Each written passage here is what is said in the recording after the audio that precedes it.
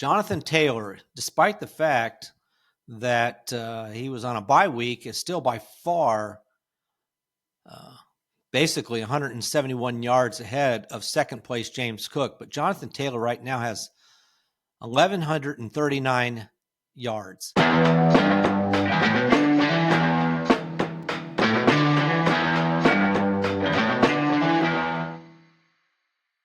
Welcome to Just the Stats, NFL Top 10's for Thursday.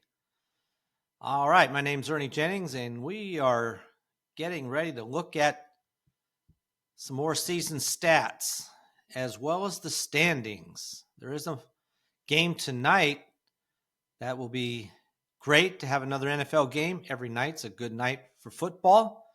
In my opinion, it seems like the season takes forever to get here, and already we're into week 12. And before you know it, be in the playoffs. And, I don't want to rush things, but we'll be back to looking at the draft and free agency and all that. So I do enjoy the football season. And this year, as a Jaguar fan, I'm still talking about a team that's in the playoffs. By this time last year, we're already looking at where we stand as far as the draft goes and how close to the number one pick we're going to be. So instead of that, we're talking about making the playoffs and actually in the playoffs at this point in time. And we'll look at those standings in a little bit. But first, I did want to continue on with the season stats that we picked up. We started just briefly, only did the quarterbacks on Wednesday. So if you missed that, you can go back to Wednesday and look at that. We also covered some other things besides just the stats, season stats for quarterbacks, but covered a couple of games and looked at the top 10 teams going into week 12, or after week 11. And you'll have to take a look at that. I still have the Eagles as number one right now. But let's pick up now with the season leaders, and we'll go to the running backs. And right now, Jonathan Taylor, despite the fact that he was on a bye week, is still by far basically 171 yards ahead of second place James Cook. But Jonathan Taylor right now has 1,139 yards. He's averaging over 100 yards a game. The only player now to do that. James Cook is second with 968 yards. He's dropped off the pace a little bit after these last 2 weeks. He's really hasn't had the same numbers. Now, Devon Achane jumped up over Rick O'Dowd to number 3. He's got 900 yards. Only players right now even close to 900 yards, and he's third with 900 exactly. Rick O'Dowd drops down to 833, and then it goes down from there. Now, the only one new on this list is Kyren Williams for the Rams. He's got 750. Player that's going to drop off this list will be J.K. Dobbins probably after this week. He's number 8 right now, but he'll drop off since he's not playing. Derrick Henry is an interesting one. Last year it was all Barkley and Derrick Henry, and we haven't seen Saquon Barkley much at all. But Derrick Henry has gradually been picking up the pace here, and he's now got over 800 yards. He's 6th right now with 807 yards. So he's making a case again as another great, just another 1,000-yard season for him. Very impressive. Only player even close to maybe making the top 10 all-time in rushing yards. I'm talking about current players. And even for him, it's going to be difficult. He's already there, though, in the touchdown category. But that's about it. Now, looking at rushing touchdowns this season, and again, this is Jonathan Taylor. 15 rushing touchdowns. Again, like I said, he was on a bye week, so they didn't increase, but he still leads by quite a ways over Josh Jacobs, who has 11 rushing touchdowns. He didn't change either, even though he did play. Now, the big mover here was Josh Allen, quarterback for the Bills. He had 3 rushing touchdowns. So he jumps up all the way to with 10 now. He's got 10 rushing touchdowns. Only quarterback right now in the top 9 players. Then you drop down to Javonte Williams and Jahmyr Gibbs, both have 8. They didn't change either. So not a lot of change after that. Interestingly, for the Falcons, it's Tyler Algier who's on this list. He's got 7 to be tied for 6th place right now. Interesting that he's got more rushing touchdowns than his compatriot for the Falcons. All right, let's look at the quarterbacks. Rushing yards by quarterbacks. And this has been changing back and forth. Right now, it's Justin Fields jumped up into first place and with 383 yards. Now, he's being benched this week, so he'll probably get passed, possibly, by Josh Allen or Justin Herbert. They're right behind him. Now, Josh Allen jumped up a couple of spots here. He had 40 yards rushing in his last game. He's now got 351 to be in second place. Herbert dropped a spot to 345 with 345 yards. He had 21 yards rushing. Jackson Dart was 4th. He was really flying up this list, but then he was injured. He was out. He might be back this week. This coming Sunday, we'll see. And if he is, he has a chance to, actually, for him to jump all the way up to first. It just really depends on what Josh Allen does, honestly. After that, there's no other player with over 300 yards rushing so far this season as far as quarterbacks go. All right, now let's look at the receivers. Jamar Chase continues to lead in this category despite the fact that he only had 3 receptions. It was his worst game, or one of his worst games since early on. Had a lot of targets thrown his way, but just could only bring down 3 of them. So he's got 79 receptions to lead the NFL. Second right now is Christian McCaffrey with 74. Running back for the 49ers. That's pretty interesting. In fact, he is the only running back on this list. And then you do have 2 tight ends on the list as well. Now, number 3 is Puka Nacua, who was out a couple of games, 2 or 3 games. And he's got 73, so he's making a big push. He had 7 more receptions to the 3 for Chase and the 5 for McCaffrey. So he's definitely making a move up toward the top. And so is Jackson Smith-Njigba, who's 4th with 72. He had 8 receptions. And then we have our first tight end in 5th, Trey McBride for the Cardinals with 71. He had 10 receptions for, I think, 115 yards in their loss, the Cardinals, to the 49ers last week. But 71, so you got 5 players with more than 70 receptions. Pretty impressive. But Jamar Chase is making an effort to retain that most receptions number. He really did drop off the pace, though. For a while there, he'd been averaging 10 receptions a game, just about right there, and that's definitely dropped off now. So some of these numbers where he was looking, he could be in the top 10 all time or even set the record for most receptions, that's going to drop off. I'll take a look at that and see where people stand now after 11 weeks into the season, if anybody's even close. All right, let's look at the receiving yards. Now, this is where Jackson Smith-Njigba has a huge lead.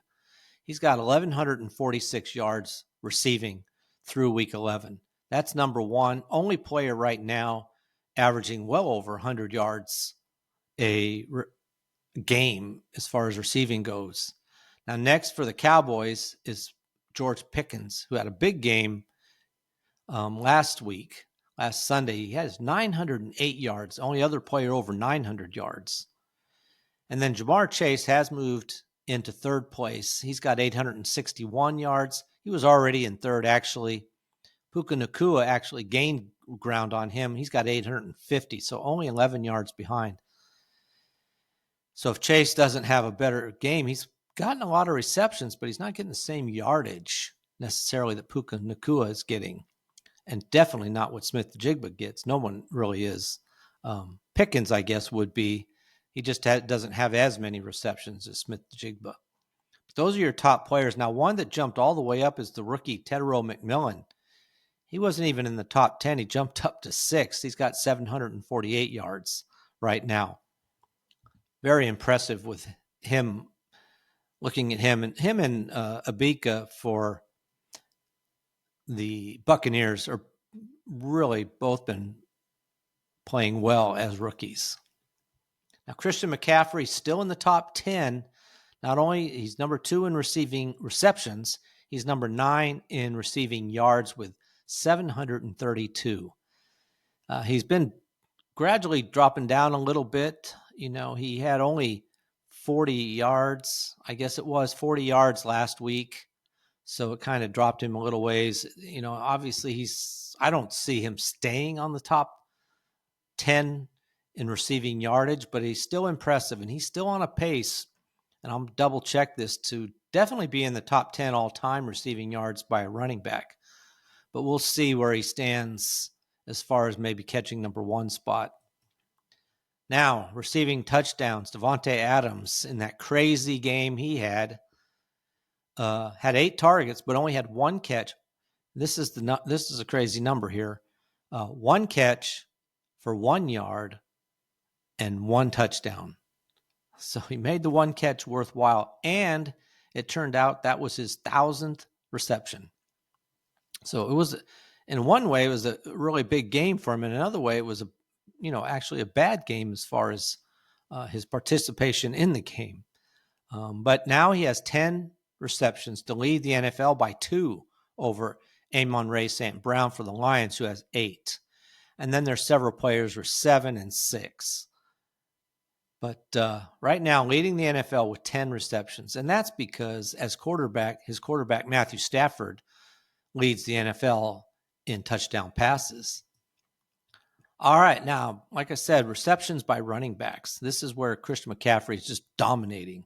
He's got 74. Next up, Devon Achane has 54. 20 reception difference. And then there's it's just big continuing down. Bijan Robinson for the Falcons has 47 receptions. And that's 3rd best. Those are the only players over 40 receptions. And each one has a gap between each other. Chase Brown has 39. That's number 4. That's it. Now here, Saquon Barkley does make the top 10 just barely. He's in 10th with 28 receptions. So his season hasn't been great as far as rushing goes, but he is contributing in the passing game as well. So that helps out the team. All right, now in yardage, it's the same thing. This is all receiving yards by running backs I'm talking about. This is Christian McCaffrey again with 732 receiving yards. Next up, and this is a flip-flop with Achane and Robinson, but Robinson for the Falcons, 506 yards. So that's well over 200-yard difference between number 1 and number 2. And then Achane for the Dolphins has 370. So there's another big drop between 2nd and 3rd. Only new player on this list, Chase Brown, jumps up, not even in the top 10, jumps up to number 7 with 229 yards. But you can see how far away that is from these top 3 players. All right, let's keep moving. Yards from scrimmage. This is Christian McCaffrey, and that's because Jonathan Taylor wasn't playing. Jonathan Taylor was in first, but since he had that bye week, Christian McCaffrey jumped back up into first place. Right now, Christian McCaffrey has 1,432 yards from scrimmage. That's impressive. Really incredible, honestly. And when you're thinking about that, that's in 11 games. He's well over, 100 yards a game. And he's on a good pace, not a good enough pace. I'm not sure if he can make the top 10 with that kind of total right now, but we'll see. Jonathan Taylor, like I said, is 2nd with 1,399. So he's also doing quite well. Now that's in 10 games. So it's very likely that he'll jump back over the top of Christian McCaffrey because he's played one less game. So he's only right now, 33 yards behind him. So I do expect Jonathan Taylor to move up into first. And honestly, right now, if you're looking at MVP, Jonathan Taylor to me is one of the most impressive players and should be at least considered. I know he's not a quarterback, but it's a possibility he leads the NFL in rushing yards, rushing touchdowns, and scrimmage yards. And if he does, I mean, that's something. And also in touchdowns, there's a possibility he gets into the top 10 all time in rushing touchdowns. He's definitely should go over 20 rushing touchdowns, which last year the leading players, there were 3 of them, had 16. And he's already at 15 in 10 games. So I think he should be considered, along with Matthew Stafford. Those are my top 2, as I've mentioned before. Now, the first 4 players on this yards from scrimmage are all running backs, and then you have Jackson Smith-Njigba's in 5th with 1,179 yards. So a little ways back, all of those yards are receiving except for 33 of the yards. And then after that, they're all running backs. So he's the only receiver on this list. The rest of them are running backs. Going back to Christian McCaffrey, he still has not quite caught up in the rushing yards compared to his receiving yards. It's almost 50-50, honestly. Rushing yards, he's got 707, and receiving yards, he's got 732. Very close. I mean, there's no one. The only one close to kind of numbers like that is Bijan Robinson, who has 783 yards rushing and 506 yards receiving. The only one close, and he's third right now. He's 100 yards, about 133 yards, 143 yards behind Christian McCaffrey right now. He's going to have a tough time, though. He's only played 10 games as well, but wow, their team is just falling apart. And this next game up, without Penix starting and with Cousins starting, and then Drake London's going to be out, I wouldn't doubt at all that defenses decide we're just going to focus on this running game and shut it down and force Cousins to try to win by throwing it, which probably is not very likely. All right, that is a look at some of the numbers going on in the NFL right now. Like I said, I'm impressed by Christian McCaffrey. He's the other one. He's held that team together. He's about 50% of their offense. But right now, Jonathan Taylor, to me, is even more impressive. Leading their team right now to a 8-2 record. And speaking of that, let's start looking at the records. Let's see how everybody's doing in the NFL. So let's look at the standings. We'll start with the AFC East. Try to get through this because I want to look at the playoff picture too in the next, say, 10 to 12 minutes. New England Patriots continue to win. 8-game winning streak. They are now 9-2. Buffalo Bills are 7-3. So they're a game and a half behind right now. And New England Patriots hold the edge over them. Next up, Miami Dolphins, who have won 2 games, but they're 4-7. Their only chance, really, and it's very slim. We'll look at that when we get to it, to make the playoffs, is to basically almost win out, which will be difficult. And then the New York Jets are in last place with 2-8 record. You're really starting to see some divisions break apart as the teams that are better start to pull away as we get into the last third of the season. All right, that's the AFC East. Like I said, New England Patriots just been dominating. 8-game winning streak. Them and the Denver Broncos both have 8-game winning streaks. And the Buffalo Bills, they play another tough game. I think they have Houston. That's another tough game. They were able to take on the Buccaneers and win that game, and they just need to continue to win. And like I said, their schedule is not easy this second half of this last third of the year. Now, AFC North. This division is tight for the most part. Pittsburgh Steelers 6-4 finally got back on the winning streak on a winning streak of only one game, but they are 6-4 right now. Baltimore Ravens are making a major move. They have now won 4 games in a row. They were 1-5. They're now 5-5. Only a game behind the Pittsburgh Steelers, and they still have to play each other. So this is going to come down to them playing each other with 6-4 and 5-5, and then Cincinnati Bengals were close. At one point, they were 3-4. They've lost their last 3, so they've kind of dropped out of this picture a little bit. Being 3 games behind Pittsburgh right now and 2 behind the Ravens, they're pretty much out of it for most likely. But this is going to be a battle between the Steelers and the Ravens, and I honestly don't expect more than one team from this division to make the playoffs, but we'll see. It could be different, depending on how they go about winning out the end of the season.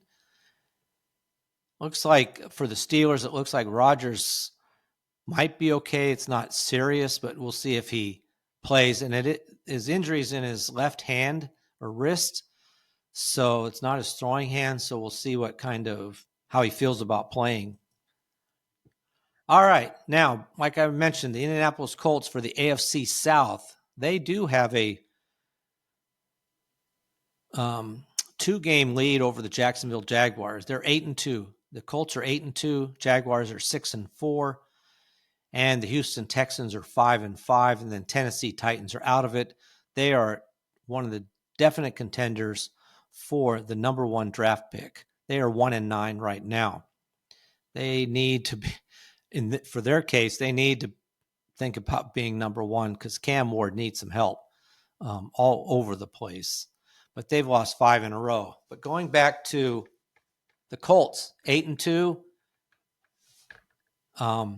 They've had a bye week, so they're coming off that, and they'll be playing a tough game this week. But I do believe, if I'm correct, they play the Chiefs, which is a tough game. If that's right, I should look that up. Let's see.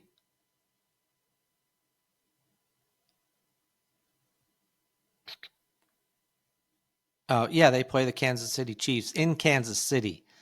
So I'm torn in that game because I don't mind seeing the Chiefs not make the playoffs. But on the other hand, and even more importantly, if the Colts lose and the Jaguars can win their game, that would pull them within 1 game of the Colts, and they still have to play the Colts twice. So that game, that AFC South could come down to being those 2 teams.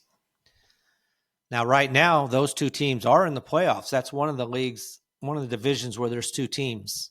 Houston Texans are fighting. They're going to have to win a lot. They're only at 5-5, so they're still 3 games back of Indianapolis Colts. And 3 teams from AFC South are definitely not making the playoffs. So somebody's going to falter. Houston Texans and the Jaguars have already played each other twice. So there's no chance for the Texans to pass them by playing them. They're going to have to beat the Colts to pull closer. But as long as the Jaguars win and have that 1-game lead over the Texans, it's going to make it hard on the Texans. All right, let's look at the AFC West. Denver Broncos, like I said, 8-game winning streak. Them and the New England Patriots, they're 9-2. And then with the Chargers and the Chiefs and the Raiders all losing, they just cemented their spot at number 1 a little bit firmer. 9-2 for them. The Chargers dropped a game to the Jaguars. They're now 7-4. And the Kansas City Chiefs are 5-5 after losing to Denver. That was a huge game for the Broncos to keep that distance. I mean, Kansas City now is 4 games back. 3.5. 3.5 games back because they played 1 less game than the Broncos. But still, that's a huge lead for the Broncos. And then the Chargers are now 2 full games back of the Broncos. So nice lead for the Broncos right now. Guess they have a bye week, which is good for them. That'll get them back in track with the rest of these teams. We'll see with the Kansas City Chiefs. And they, like I said, they have a tough game against the Indianapolis Colts. They lose that game, they're out of it basically. Obviously the Colts can afford to lose it more because they have already a nice record, but the Chiefs have to keep winning, and it's going to be tough. Mahomes already kind of admitted their best shot is just to make the playoffs as a wild card team. He's pretty much set on the idea that they cannot win their division this year. Now, let's shift over to the NFC. Keep this thing moving. Philadelphia Eagles continue to win. They've won 4 games in a row, while the rest of the division has struggled, especially the Commanders, who've lost 6 in a row, and the Giants 5 in a row. But the Philadelphia Eagles are 8-2. Dallas Cowboys are 4-5-1. So there's quite a gap between those two. And then the Commanders are 3-8, and the Giants are 2-9. The Commanders and the Giants have just not been able to keep their star players on the field. McLaren just can't stay on the field. Daniels has been hurt a couple different times. And then the Giants, we've already talked about it. But Neighbors, Scatterbo, and Dart all get out. Dart may come back, but it's the season's kind of over for them. Dallas has a slim chance. They're just going to have to keep winning. But the Eagles right now dominate in the NFC East.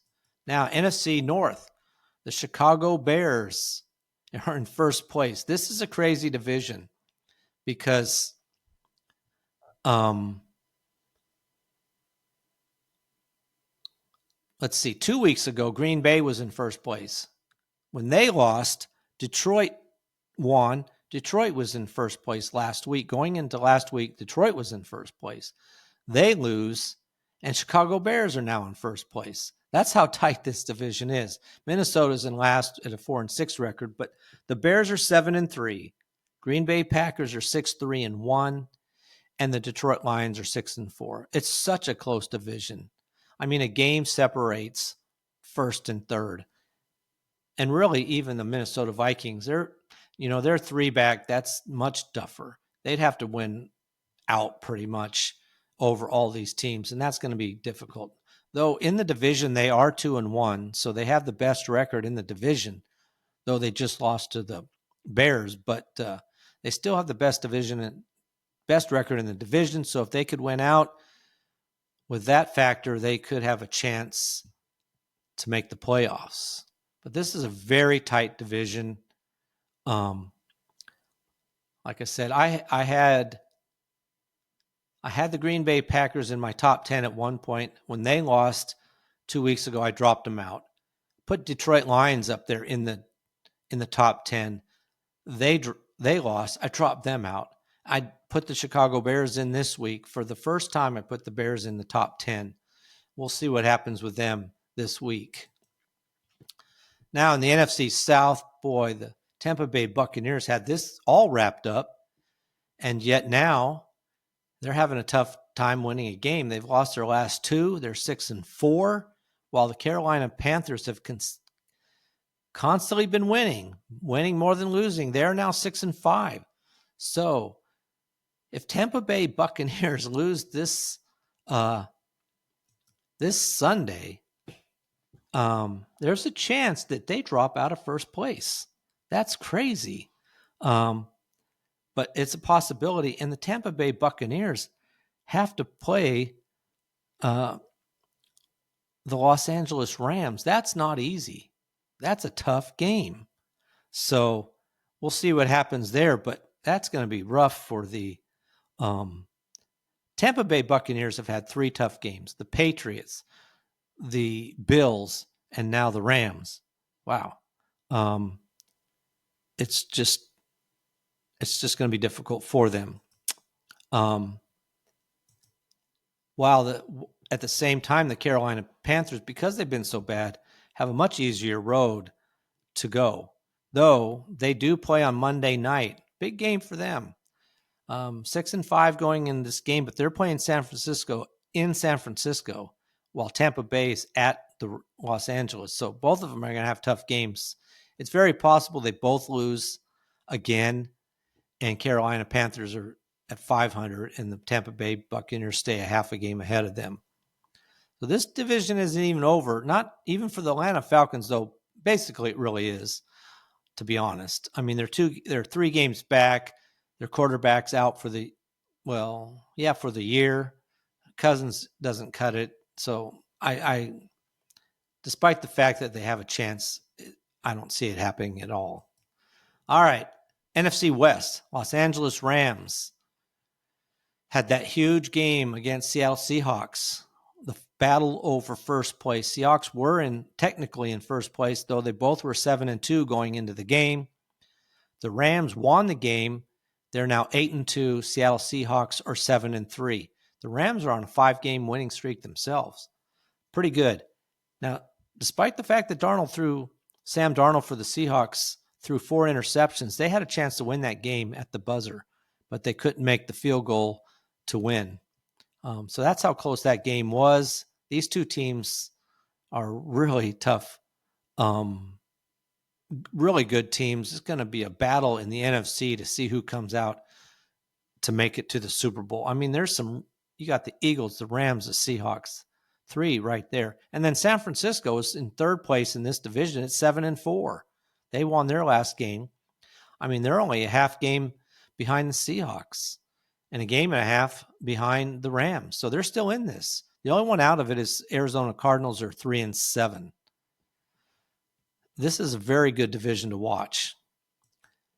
All right, real fast. We're just going to take a quick look at the AFC playoff picture. Right now, you've got Denver Broncos.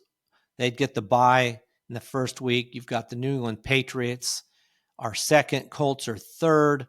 Pittsburgh Steelers, by the fact that they're winning their division, are 4th, even though they're 6-4. And then you've got the Buffalo Bills as a wild card. The Chargers as a wild card. Even though they lost, they're still ahead of the Jacksonville Jaguars by half a game because Chargers are 7-4. The Jaguars are 6-4. So that could flip-flop, I guess, when their schedules even out. Now, there's a few teams in the hunt. The Houston Texans, the Baltimore Ravens, the Kansas City Chiefs, and the Miami Dolphins are still in the hunt. There's no one actually technically eliminated yet, but obviously that will be happening pretty quick here.